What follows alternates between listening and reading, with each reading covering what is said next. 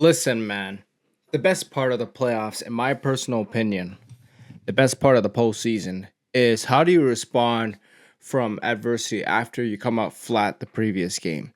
And I feel like these past two games, back to back for the Western Conference Finals and the Eastern Conference Finals, have proven that for sure. And that's exactly what the Indiana Pacers came from after blowing a 20-point lead in game three, coming out with a vengeance in game four. Tyrese Halliburton played like a flat out superstar, and he deserves a lot more respect for the playoff run he's had throughout this entire postseason. What's up, guys, and welcome back to the MC channel. Today, we're going to finally discuss the Eastern Conference Finals. Mainly game four, but also discuss part of game three as well. And the series is now 3-1 Indiana, going back to New York City for game five on Thursday. Big time, man. Big time bounce back game from Indiana. Mainly Tyrese Halliburton, bro. Because the aggressiveness from him was kind of disappearing from games two and three. But this game probably played arguably his best game of his entire career. And I think it probably is. Like 32. What was his stat line again? Because he had he had a really, really impressive stat line that, I mean, deservingly so, man. Crazy. Tyrese Halliburton had 32 points, 12 rebounds, 15 assists on 0 turnovers. Very impressive game. And yeah, this is just a big bounce back game from him as a whole. And I don't have my laptop on me right now, so I can't really pull up the stats from it. So I'm going to do it from my phone, if that's okay. And when we had in game three, Tyrese Halliburton, I mean, he had 20 points, but it felt like his presence was not really there. 2 for 8 from 3, -1. So he didn't play that bad, but I don't feel like his presence was there. But guys like Pascal Siakam, down game. Aaron Nesmith, down game. Benedict Mathurin, who I don't think is that great of a player, in my personal opinion. I don't think he's up there of the better players out there for young guys that come off the bench. I really don't think that as well. Played bad the first three games. Not a very good game in game three. But when we look at today's game in game four, I mean, they scored 130 points compared to what they scored 100 points last game. So their offense was clicking. They showcased, again, why they're the number one offense this season. And statistical wise, I mean, big bounce back game. Tyrese Halliburton, we mentioned his stats. Pascal Siakam, 30 points. Big bounce back game from him. 3 for 4 from 3. Aaron Nesmith, he was questionable coming into this game because he rolled his ankle in game three, which is kind of what deflated the Pacers in game three. That's what they took their foot off the gas. They let their foot off the gas go, and the Knicks just took advantage of that. And Aaron Nesmith, because of his injury, I mean, big bounce back game. 16 points, 2 for 6 on 3, 5 for 9 for the field. I mean, just a really impressive game. Yeah, Benedict Mathurin, man. I'm not a big fan of him. I know he's a Canadian, but I'm really not a big fan of his play style. But he played really good in the amount of minutes that he got. I mean, 12 minutes, and he scored 20 points. And went 10 for 11 from the free throw line. So he went to the free throw line a lot this game. That's the big standout I can say from him throughout this entire game. I remember TJ McConnell made some big plays in the fourth quarter as well. Just big timely plays throughout the entire game from the Indiana Pacers and why they are the number one offense in the league. I mean, they just play such a fluid offensive game. On the Knicks side of things, I didn't believe in this team.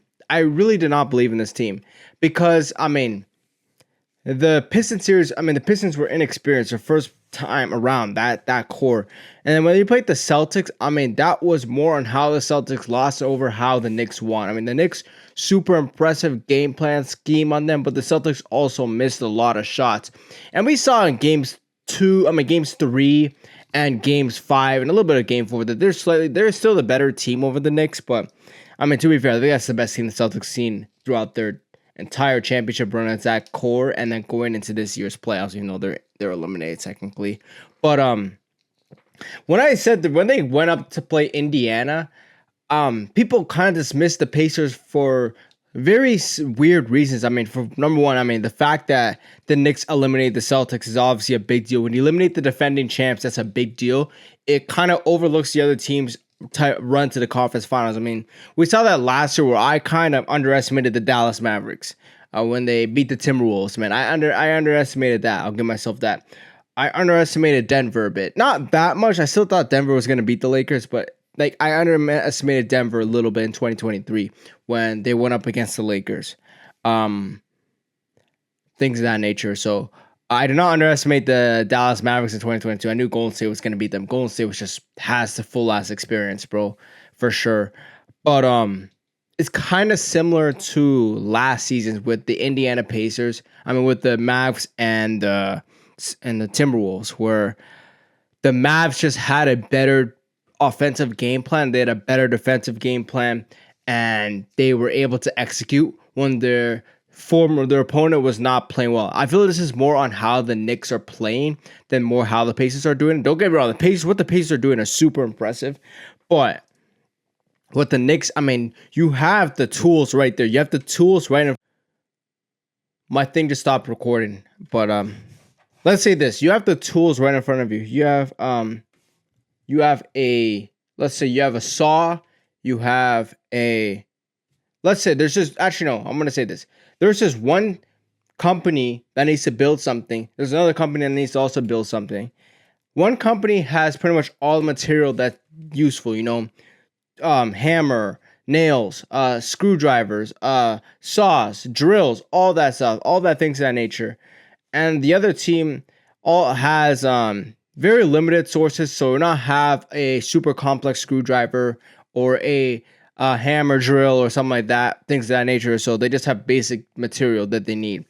Things that don't look good on paper, but when you utilize it well on hand, like you know how to use it well and you take advantage of it, while the other team has all the complex things, but they doesn't even know how to use them. They still use the basic material from the complex thing to get the thing done a lot.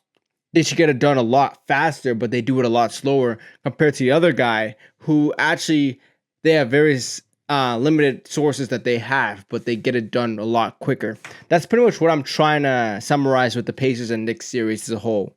That's kind of not the best, but like what I'm saying is Rick Carlisle is just a much better coach than Tom Thibodeau. I mean, you have the talent with you. You have Brunson, you have Cat, you have Mikal, you have OG, Hart, Mitchell Robinson. You have that core. While the Pacers have guys outside of Tyrese, who's super talented, Pascal Siakam, who is very underrated, but he's also not. He shouldn't be getting out. Cat should not be getting outplayed by Pascal, or Aaron Nesmith should not be outplaying guys like Mikal Bridges, or even TJ McConnell should not be outplaying guys like Josh Hart. I mean, not really. I mean, you know that, man. Like that's what I'm trying to say. There's no way these guys should be getting outplayed in the offensive end, because the Indiana Pacers are just a much better offensive constructed team because they have a game plan that is super unpredictable, and that's how they're able to overcome adversity against the Cavs and against the Milwaukee Bucks, man.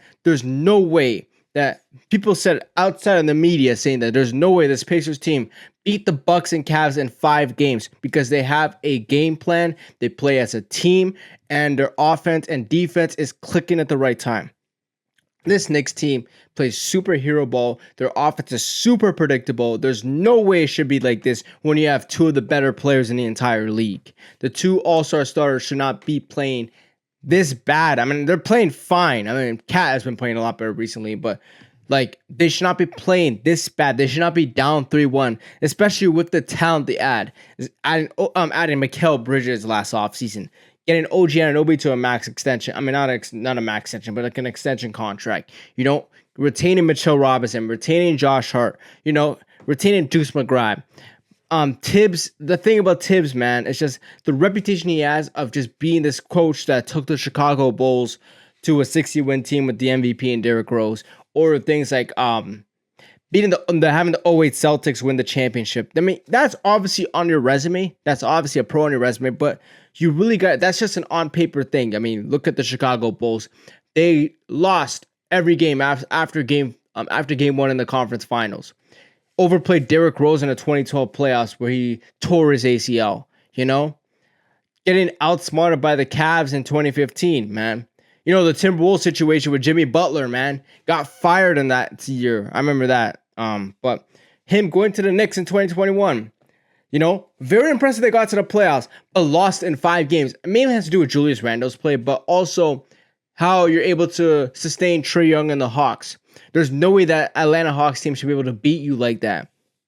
2023 against the Miami Heat. There's no way that an AC team should be outplaying you like that, specifically with the talent you have on hand. After you took down the Cavs, there's no way this should be outsmart, although Eric Spoelstra is one of the greatest coaches of all time. Top 10 for sure. But still, there's no way that's inexcusable. And now we look into this playoffs where, don't get me wrong, what they did against the Celtics, very impressive. But against the Pistons, the Pistons outplayed them every aspect of that series. It's just a Knicks experience and talent took over. The Pistons had game 1 on their hand. They won game 2. They had game 3 on their hand. They got bailed out in game 4 by a foul call.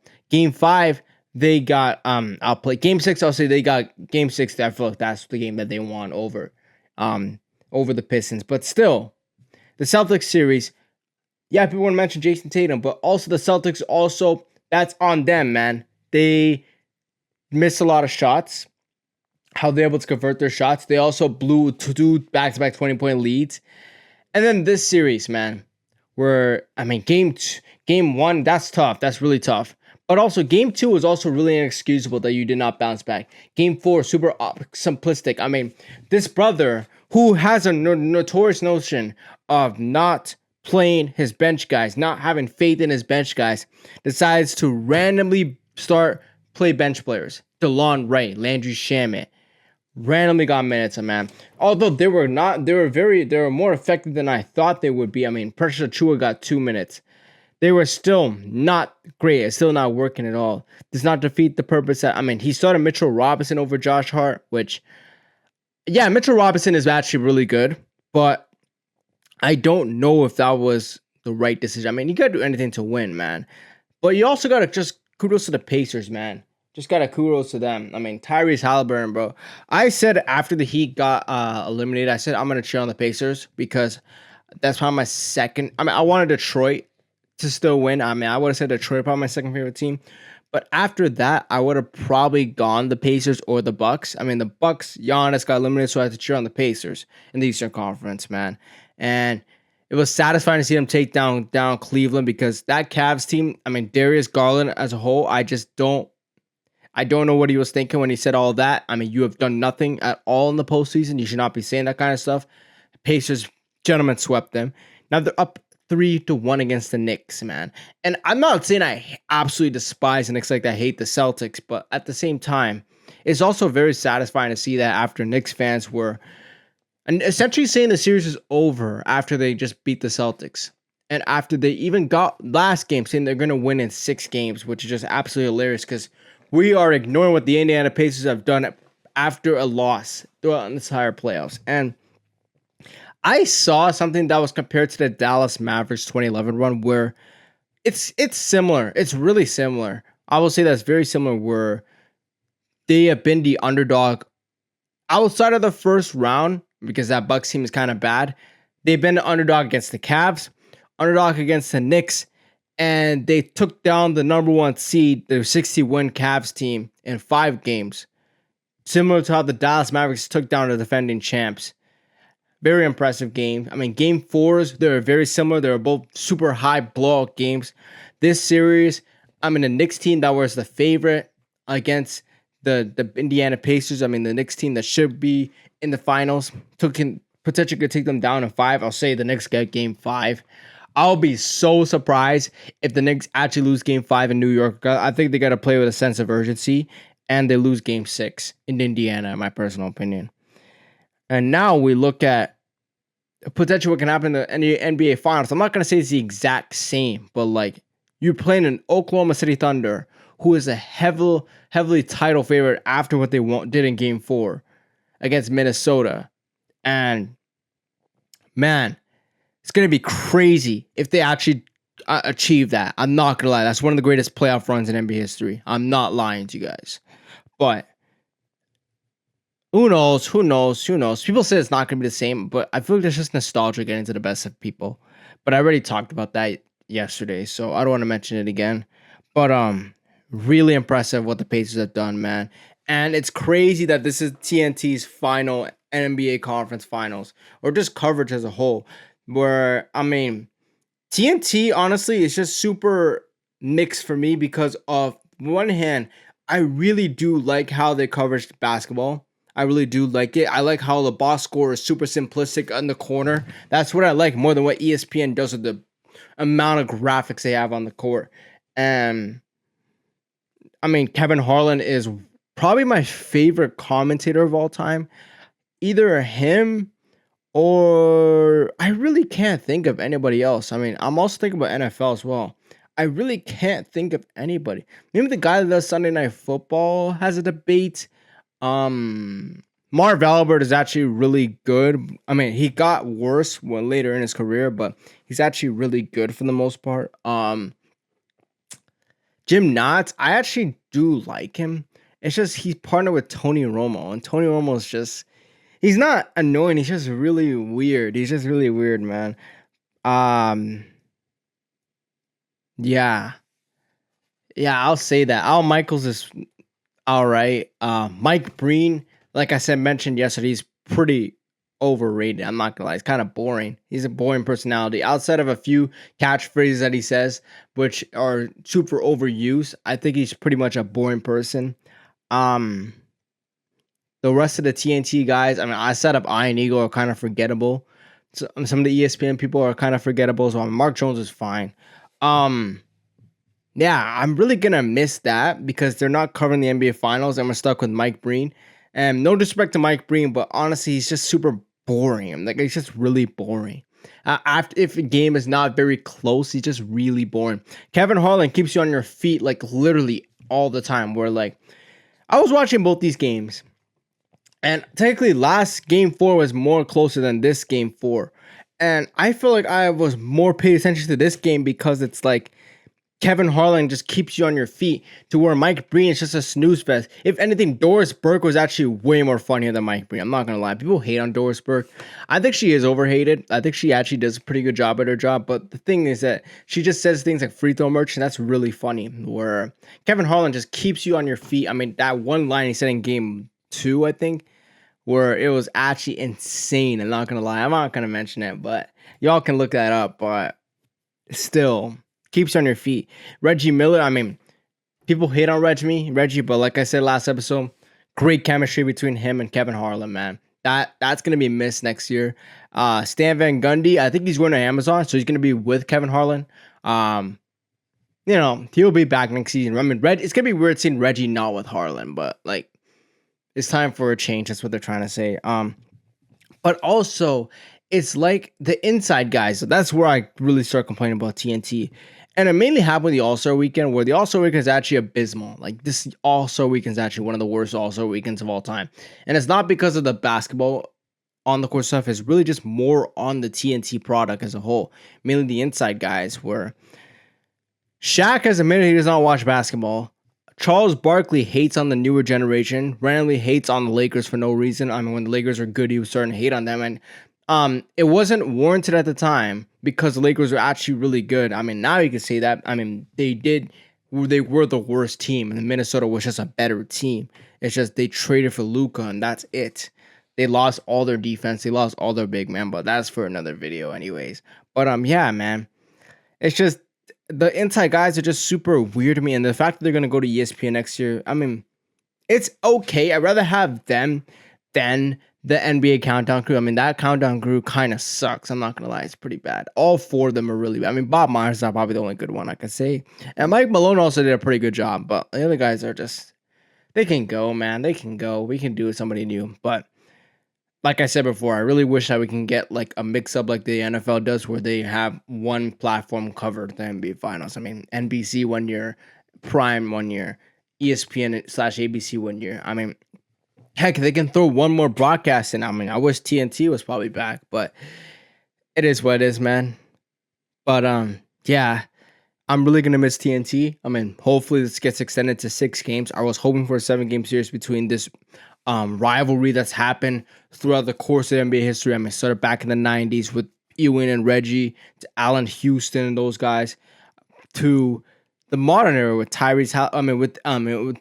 2010s. So I meant to say with Carmelo Anthony and that crew with Paul George, the pre-injury Paul George, number 24 PG.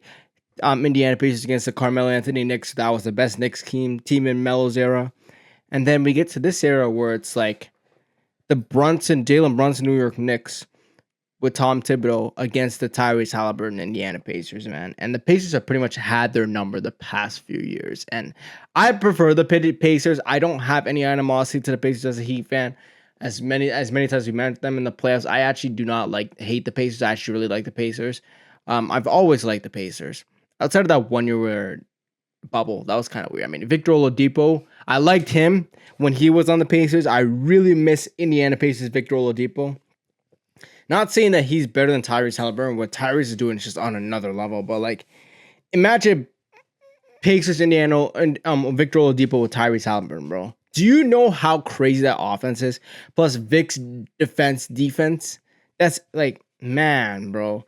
And then you have, yeah, man. It's just Paul George. I really like PG, Indiana Pacers PG, pre-Clippers PG. I really like.